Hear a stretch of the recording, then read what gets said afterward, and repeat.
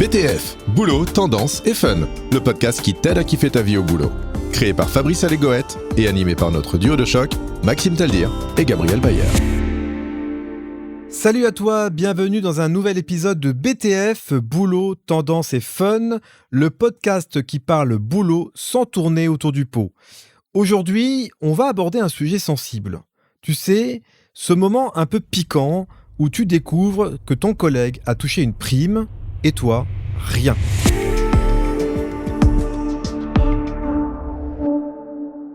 Pas 1 euro de plus, pas un mot, même pas un merci. Résultat, tu ressens un mélange de frustration, d'incompréhension et, soyons honnêtes, un petit goût d'injustice. Alors, est-ce que c'est normal ? Est-ce qu'il y a eu un bug quelque part ? Ou est-ce que ton entreprise a le droit de faire ça ? Dans cet épisode, on va démêler tout ça ensemble. On va parler de droit, mais sans jargon. L'idée, c'est de comprendre comment fonctionnent les primes, ce que dit la loi, et surtout, comment toi, tu peux agir si quelque chose ne te semble pas clair. Et pour cela, j'ai le plaisir d'accueillir Maxime. Bonjour Maxime. Bonjour Fabrice. Et Gabriel. Bonjour Gabriel. Bonjour Fabrice. Je te laisse donc en bonne compagnie.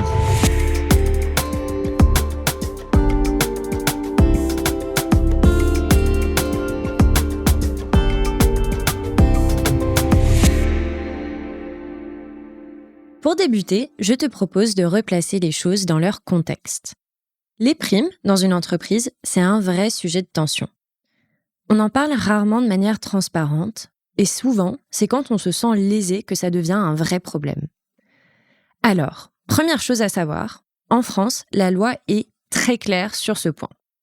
Ton employeur n'a pas le droit de distribuer des primes sans critères objectifs. Dit autrement, il ne peut pas attribuer un bonus simplement parce qu'il apprécie quelqu'un ou parce qu'il a envie de faire plaisir à un salarié en particulier. En effet, les primes doivent reposer sur des éléments précis, mesurables, vérifiables. Ça peut être tes performances, ton ancienneté, les résultats de ton service ou ta situation géographique si l'entreprise est implantée sur plusieurs sites. Ce qui est interdit, en revanche, c'est de baser l'attribution des primes sur ton genre, ton âge, ton origine, ta religion ou tout autre critère discriminatoire. Donc, si tu découvres qu'un collègue a touché une prime et que tu n'en comprends pas les raisons, tu as le droit et même le devoir de poser des questions. Parlons maintenant des différents types de primes qu'on peut rencontrer dans une entreprise. Il y a la prime de performance, celle qui récompense un bon résultat ou un objectif atteint. Il y a la prime d'ancienneté, versée automatiquement selon les années passées dans la boîte. Certaines structures mettent aussi en place des primes exceptionnelles, souvent liées à des résultats collectifs ou à une bonne santé financière ponctuelle de l'entreprise. Et bien sûr, il y a les classiques primes de fin d'année ou de Noël, parfois prévues par la convention collective. Mais là où ça se complique, c'est quand les critères ne sont pas clairs. Si on ne sait pas qui peut y prétendre, sur quelle base, ni comment c'est calculé, ça crée forcément des tensions. Et c'est là que le risque de favoritisme, ou au moins la sensation d'injustice, apparaît. Alors, que faire quand on se sent mis de côté ? La première étape, c'est de chercher à comprendre. Est-ce que les règles sont écrites quelque part ? Est-ce qu'un document interne, un accord d'entreprise ou la convention collective évoque ces critères ? Est-ce qu'il existe une grille d'évaluation ou des objectifs précis fixés en amont ? Si oui, prends le temps de les consulter. Ensuite, tu peux en parler.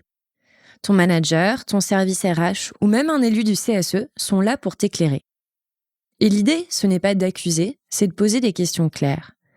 Quels sont les critères d'attribution des primes ? À quoi dois-je m'attendre cette année ? C'est aussi une manière de montrer ton intérêt, ton engagement, sans entrer dans un rapport de force. Et si tu sens que quelque chose ne tourne pas rond, que certains sont systématiquement favorisés sans raison valable, tu peux faire appel à des instances comme l'inspection du travail ou, en dernier recours, saisir les prud'hommes. Petit rappel utile pour la route, l'article L 1132-1 du Code du travail interdit toute forme de discrimination dans l'entreprise, y compris en matière de rémunération. Et les primes en font partie. La jurisprudence confirme que tout avantage financier doit reposer sur des critères équitables. Alors, si tu as des doutes, ne reste pas dans ton coin. Informe-toi, questionne et si besoin, fais valoir tes droits. Tu ne seras ni le premier ni le dernier à t'être posé la question.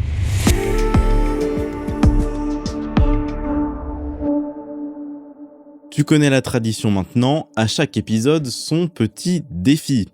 Aujourd'hui, je te propose de faire un mini audit personnel. Commence par consulter ton contrat de travail ou ta convention collective si tu l'as sous la main. Regarde ce qu'elle dit sur les primes. Ensuite, liste les objectifs que tu as atteints ces derniers mois. Pas besoin d'en faire un roman, juste quelques notes claires. Et une fois que tu disposes de ces éléments, fixe un rendez-vous, même informel, avec ton manager ou les RH. Pose-leur une question simple.